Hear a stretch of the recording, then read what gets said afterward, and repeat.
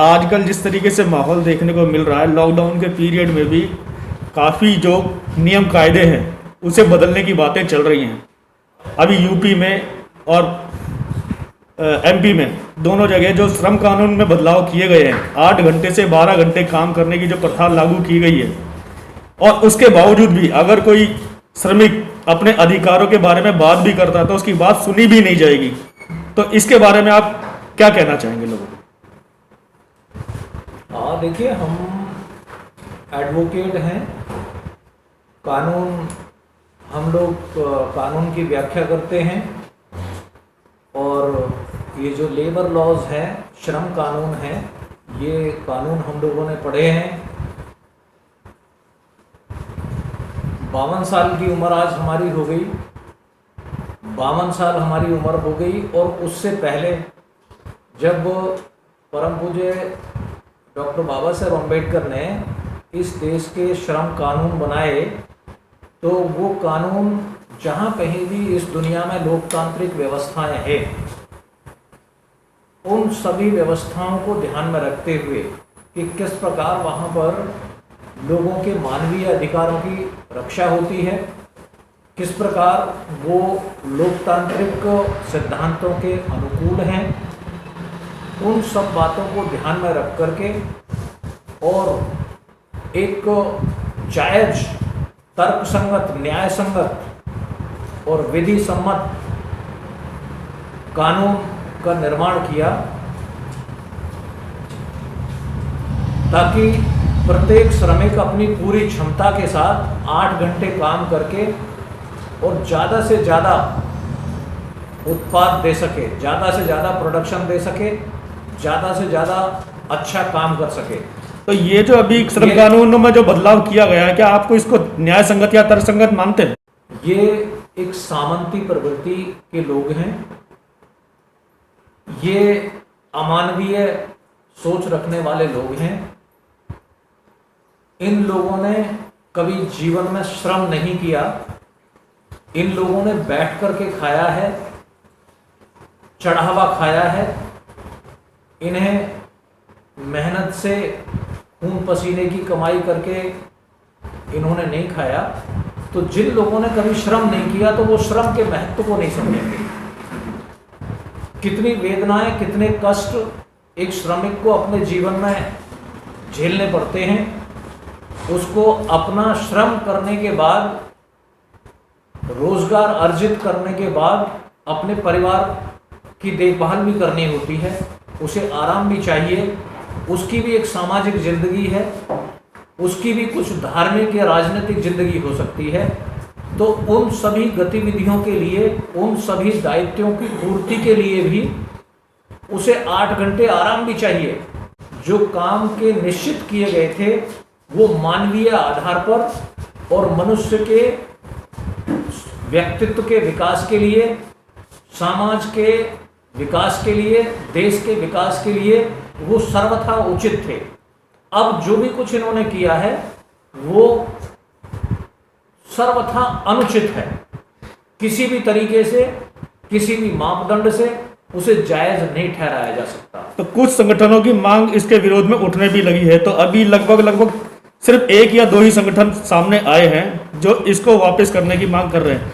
तमाम स्टेटों के अंदर क्या इस तरीके की आवाज उठेगी, या इस तरीके से जो बदलाव किए गए हैं और स्टेट भी अगर इसका पक्ष लेने लग जाएंगे तब क्या होगा? आवाज उठनी स्वाभाविक है, लाजमी है। क्यों?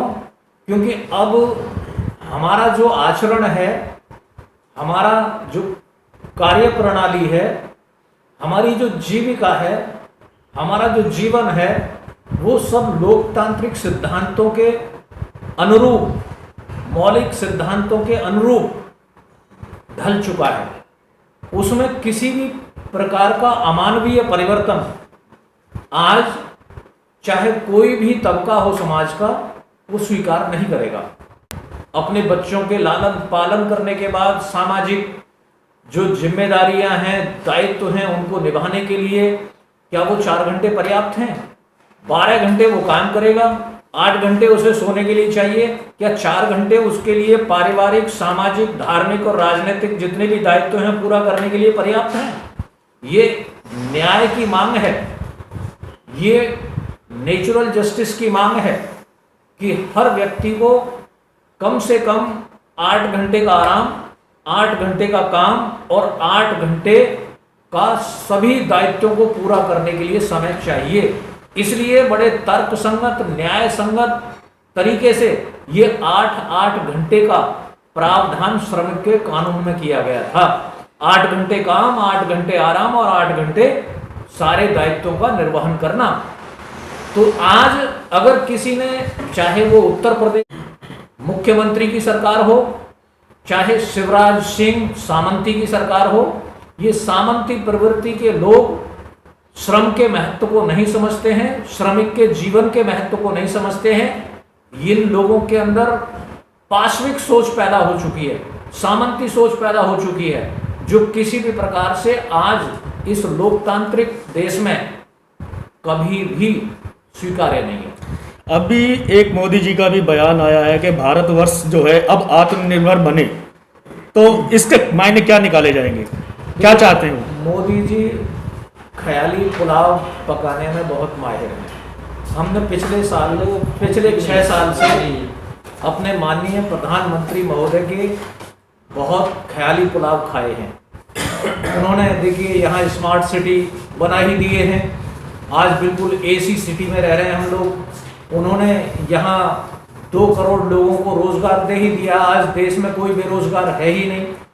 आज यहाँ पर उद्योग इतना फैला दिया है कि शहर में तो वो उद्योग समा ही नहीं रहा है, गांवों में भी उद्योग चला गया, ग्रामीण क्षेत्रों में भी, ग्रामीण क्षेत्रों का शहरीकरण कर दिया मोदी जी ने। आज हमारी जीडीपी ग्रोथ दुनिया की सबसे ज्यादा है, दुनिया की आजादी से अब तक सबसे ज्यादा जीडीपी ग्रोथ माननीय मोदी जी के एक बहुत पुरुषार्थ वाले व्यक्तित्व के कारण हमारी जीडीपी ग्रोथ बहुत हो गई है। और हमारे रुपए की वैल्यू आज सबसे ज्यादा है।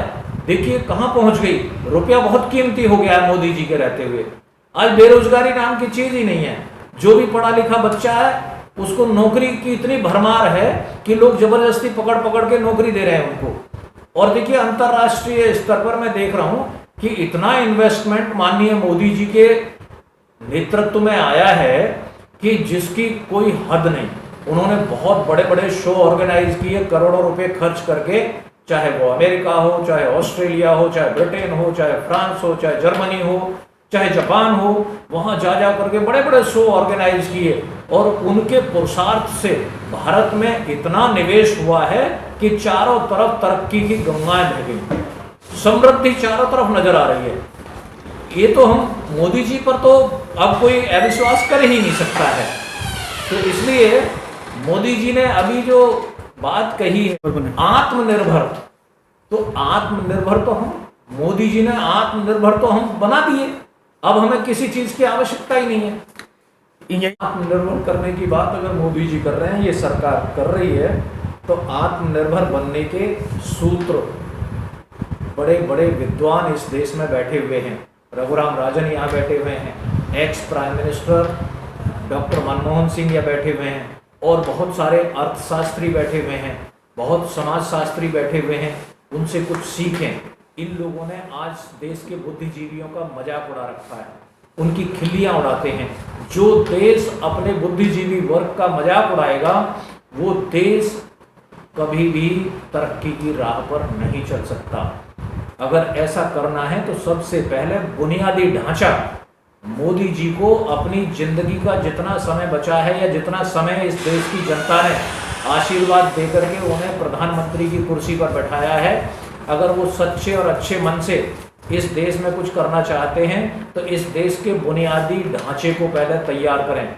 बुनियादी ढांचा जिस दिन तैयार कर देंगे उसमें सब कुछ है, रोड भी है, बिजली भी है, पानी भी है, और जो सुविधाएं हैं वो सारी मुहैया कराएं। दूसरा, यहाँ पर शिक्षा का स्तर सुधारें। जब से मोदी जी आए शैक्षणिक संस्थानों की भद्द पिट गई है, उनका दम निकल गया है। यहाँ पर अच्छी अच्छी शिक्षा के क्षेत्र में बढ़िया यूनिवर्सिटी बनाएं, बढ़िया रिसर्च सेंटर खोलें। R&D को डेवलप करें और R&D को उस स्तर तक डेवलप करें, चाइना से भी कुछ सीखें।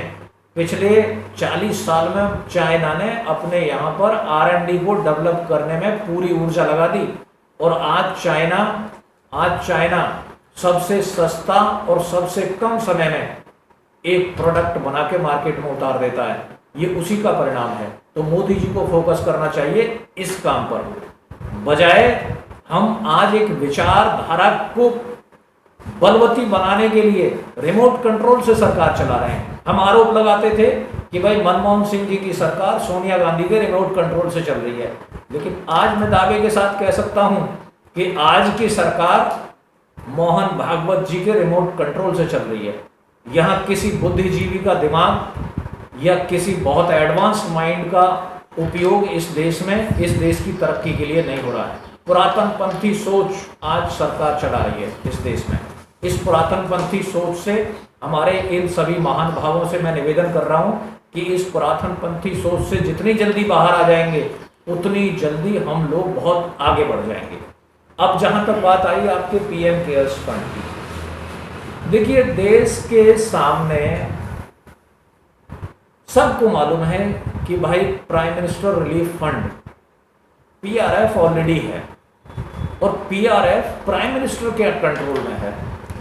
और वो चीज जब एक अकाउंट पहले ही खुला हुआ है तो आपको इस वैश्विक महामारी के समय पर आपको अपने दिल की अंदरूनी गहराई से ईमानदार होकर के इस देश के गार्जियन के तौर पर, मुखिया के तौर पर एक बहुत पारदर्शिता बना करके जनता के सामने पेश आना चाहिए। आपका सम्मान बना रहेगा, देश का स्वाभिमान बढ़ेगा। तो आप आज बिल्कुल अंदरूनी दिल की अंदरूनी गहराई से ईमानदार बनिए और पारदर्शिता रखिए कि जितना भी यहाँ पर आज प्राइम मिनिस्टर रिलीफ फंड है, पूरा पैसा प्राइम मिनिस्टर रिलीफ फंड में आना चाहिए, न कि PM केयर्स फंड में। आप हर चीज को अपने व्यक्ति से जोड़ते चले जा रहे हो। ये PM केयर्स कुछ नहीं होता है।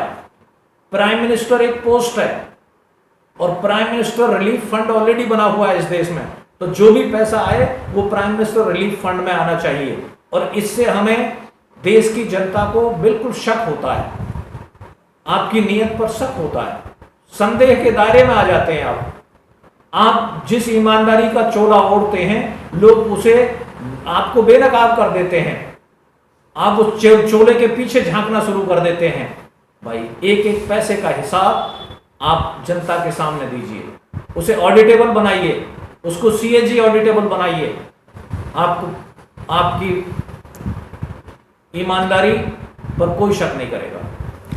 एक छोटा सा सवाल और है कि जब सोशल डिस्टेंसिंग की हम लोग बात करते हैं, पाल घर में जब 2 संत मारे जाते हैं तब पूरा मीडिया उनके पीछे पड़ जाता है। दूसरी तरफ देखने को मिलता है जब एक वही इसी तरीके के संत लोग एक दलित महिला के साथ बलात्कार करते हैं तो उस पर कोई आवाज़ नहीं उठाता। आखिर इतना भेदभाव क्यों है?